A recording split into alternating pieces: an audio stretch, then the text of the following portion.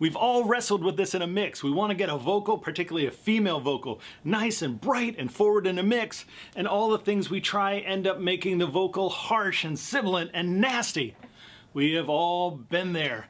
But I'm going to share with you in this episode a few of the tricks that I like to do that let me get those vocals nice and bright without bringing in all of the nasty stuff. So I am Ronan Chris Murphy from Recording Bootcamp, and I'm glad to have you with me while I try and share with you some of the tricks that I do to help get nice, forward, bright voices without getting them harsh and nasty and ugly. And hopefully that will help a little bit. On a side note, if you want to get really in depth on this, and you're watching this video at the right time, if you go to recordingbootcamp.com, a little bit later in September, about 2.5, 3 weeks from now, I'm actually doing a 2-day mixing boot camp intensive, and we get into this stuff really deep during that. But if you're not going to be there, let me share a few of those ideas now. The first thing, we really need to look at, the gorilla, the 800-pound gorilla in the room. If you don't want your vocals to be bright and harsh and edgy, don't make the vocals bright and harsh and edgy at the start. And what I am talking about is microphone choice. You have to be very careful with recording vocals and making sure you've got a good match of the microphone to the singer. And so many people, especially when you're just getting into this, you're starting to save up money for gear, you run out and you buy a low-cost condenser microphone. Well, half the reason your vocals are probably harsh and edgy is because of your microphone, especially with higher male voices or most female voices. Those cheap condensers, not all, there's a few that are pretty good, but those cheap condensers, they've got a really harsh, edgy top end, and that's just hurting us right out of the gate. And don't get me wrong, I'm not being a diva saying you need to buy a Neumann U47. I don't even have a Neumann U47. But a lot of times, even something like a good dynamic microphone, an EV-RE20 or an SM57 or Shure SM7 can actually be a better choice for a vocal because it won't do all that nasty, harsh distortion on the top. And one of the big challenges we run into is, especially with a less trained ear, sometimes that harshness on the top can actually sound attractive, brighter, more exciting. But then when we start getting in and really mixing the vocals, adding the compression, the reverb, all those kinds of things, that nastiness just gets way out of hand. And really harsh, nasty, distorted high frequencies, fixing those is one of the most difficult things you're likely to run into mixing almost any kind of music. So, beyond the scope of what we can get into now, but again, make sure that you're not starting with a bright, edgy vocal sound. And then I'm going to show you some tricks, if we've got a pretty decent vocal sound, how we can bring out a lot of that top end, that excitement, without bringing out the nasty stuff. So here, let's check this out. So let's take a look how we can get vocals very bright and forward without getting them really harsh, nasty, or overly sibilant. So I've got here some tracks from Kathleen Blackwell, great artist I've worked with a lot. Actually, we're in the middle of working on her 3rd record together right now. But I've just pulled up the instrumental track with the lead vocal.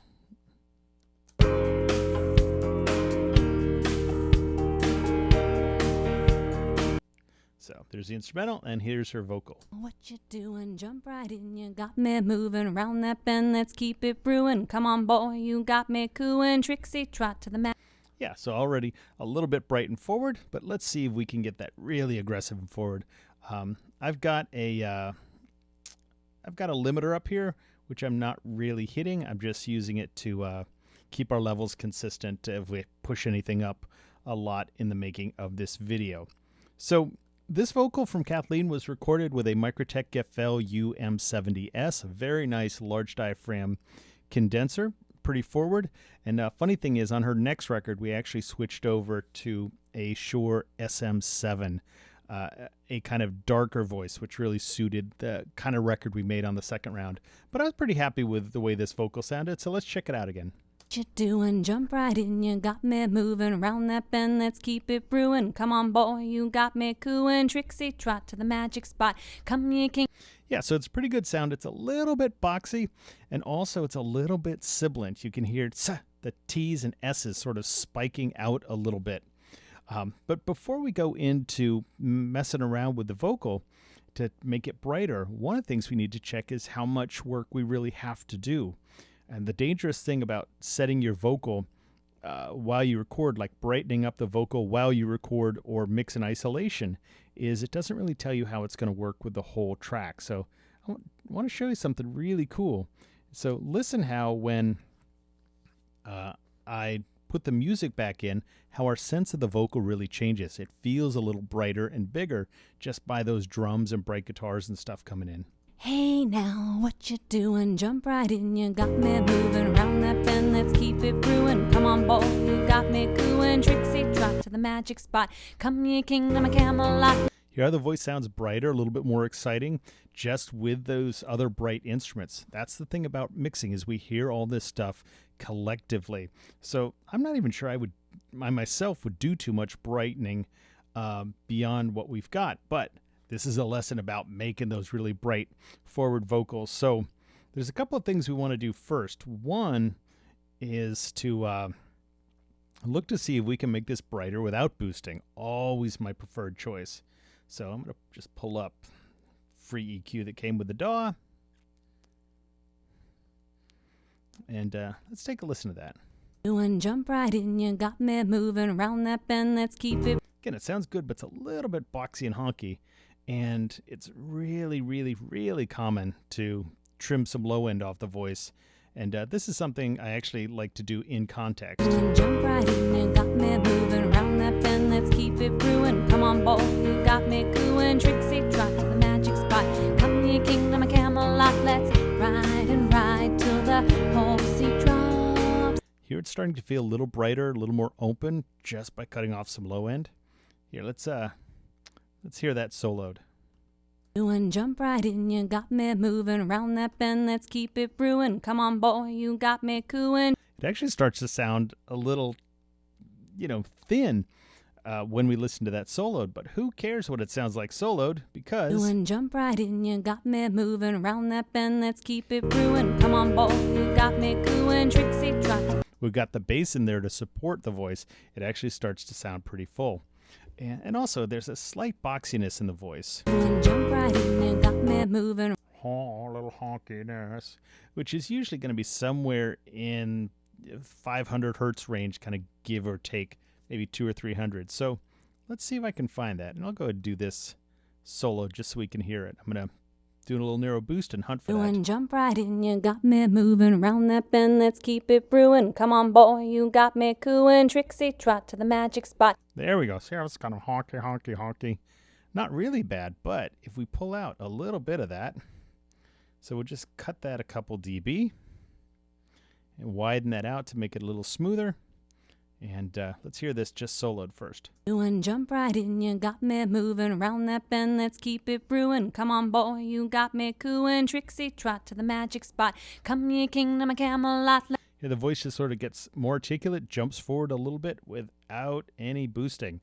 So let's just do this whole EQ in and out. Doing jump right in, you got me moving around that bend, let's keep it brewing. Come on, boy, you got me cooing. Trixie, trot to the magic spot. Come, ye kingdom of Camelot, let's ride and ride. So that's already kind of brighter and cooler. But one thing I like to do pretty quick is actually get some compression on this. And I'm just going to pull up fake LA2A real quick. I like these because they're so easy to use, and I use a real hardware one, but the plugins can give us a bit of that vibe. Jump right in, you got me moving around that bend, let's keep it brewing. Come on, boy, you got me cooing. Trixie, trot to the magic spot. Come, ye kingdom of Camelot, let's ride and ride till the whole sea drops. So that's just going to keep the levels in check a little bit and also give us something that's a little more accurate to we're going to be dealing with in the final thing. But before we get into the idea of pushing anything forward, we always want to go, especially on a vocal with a kind of bright condenser, and look at de-essing. And again, we'll just use the one that came with Pro Tools. So Deessing, that's not the one that came with Pro Tools. It's a good one, though. Deessing is a compressor that's going to just respond to the bright S's and T kind of sound. So here, I'll let you see what it's going to respond to. And jump right in, you got me moving around that bend, let's keep it brewing. Come on, boy, you got me cooing, Trixie, try. So yeah, so that t-t, S and T kind of noises. And traditional compressors, when there's a lot of that energy, they'll compress the whole signal. And new modern ones, you can actually get it to compress only the top end. But we're just going to do this the traditional way. So I'm going to pull my range, or essentially my threshold, down to where just those S's and T's are making it compress. Oops.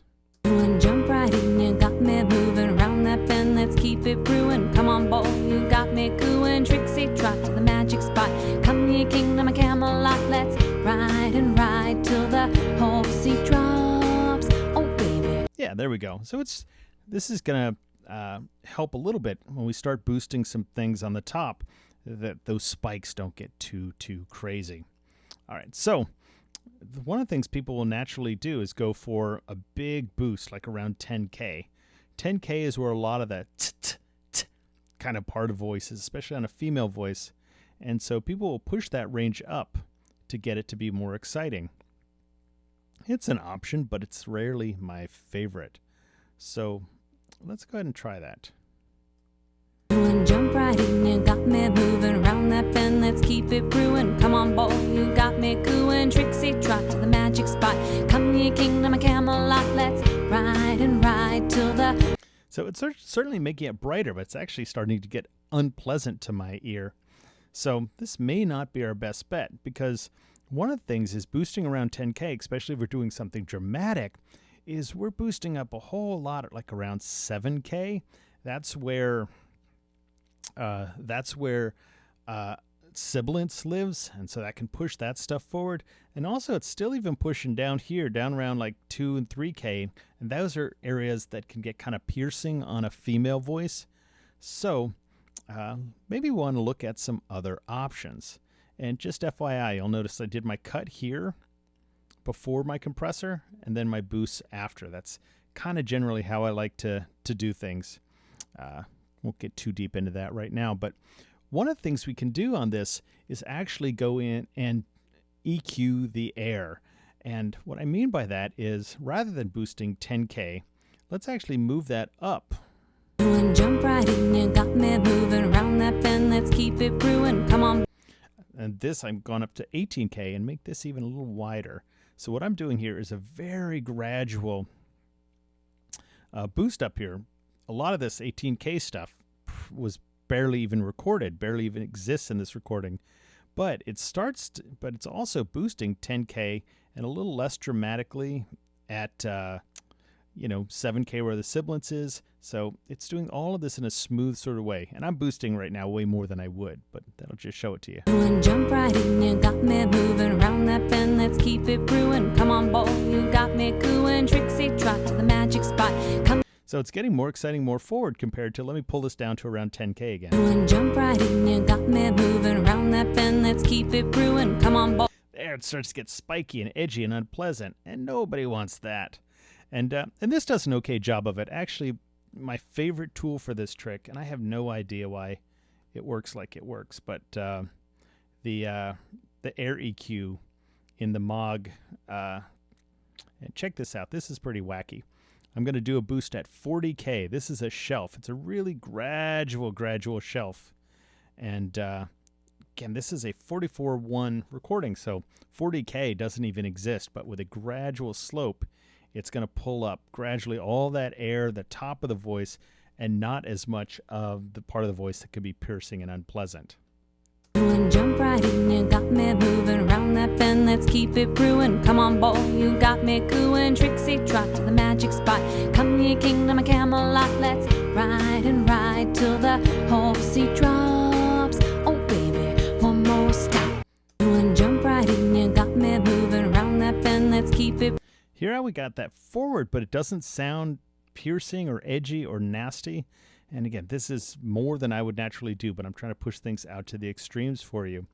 And I even like to do this trick with, you know, passive style EQs, whether it's like my outboard stuff from A Designs, or there's this SPL one that I like. Yeah, so what I'm going to do here is like boost it like 18K, big, wide. And jump right in, you got me moving around that bend, let's keep it brewing. Come on, boy, you got me cooing. Trixie, trot to the magic spot. Come, ye kingdom of Camelot, let's ride and ride till the horsey drops. There you go. So these are not apples to apples comparisons, but what I'm going to do is just play you each of these, and we're all doing a similar, somewhat similar thing, and you can just hear how they sound different. And jump right in, you got me moving around that bend, let's keep it brewing. Come on, boy, you got me cooing. Trixie, trot. And jump right in, you got me moving around that bend, let's keep it brewing. Come on, boy, you got me cooing. Trixie, trot to the magic. And jump right in, you got me moving around that bend, let's keep it brewing. Come on, boy, you got me cooing. Trixie, trot to the magic. Oh, that SPL one works a little even better than I thought it would on this. But these are all different characters, and almost any EQ that you have and you like the sound of that can do big, wide curves, you can experiment with this. And this is going to allow you to get those nice forward vocals without, you know, making people's ears bleed, or more importantly, making them want to turn your mix down. We want to mix in a way that gets people to want to turn our stuff up. And let me just show you one last little thing here, especially you see this happening a lot in very modern pop things, is actually doing a bit of hard limiting on the actual vocal channel, and that's going to bring out a lot of this sibilance and brightness even more. Jump right in, you got me moving around that bend, let's keep it brewing. Come on, boy, you got me cooing. Trixie, trot to the magic spot. Come, ye kingdom of Camelot, let's ride and ride till the horsey drops. There we go. So really, without doing too much, except a little de-essing, a little subtractive EQ, some compression, a little bit of air boost, and a little bit of limiting, we get pretty close to start having an aggressive, bright, or a bright forward modern pop sound on actually what started as a pretty mellow vocal. And jump right in, you got me moving around that bend, let's keep it brewing. Come on, boy, you got me cooing. Trixie, trot to the magic. So there you go. I hope that helps a little bit. And again, the important thing to remember is just try this, try an experiment. And actually, now that we're here, And jump right in, you got me moving. I'm hearing one other little thing up in the nasal range.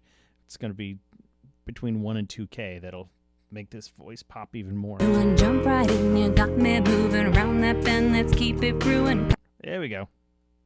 And jump right in, you got me moving around that bend, let's keep it brewing. Come on, boy, you got me cool. There we go. Yeah, so I'm doing a couple fancy tricks, but mostly the subtractive EQ is the one doing all the magic. And jump right in, you got me moving around that bend, let's keep it brewing. Come on, boy, you got.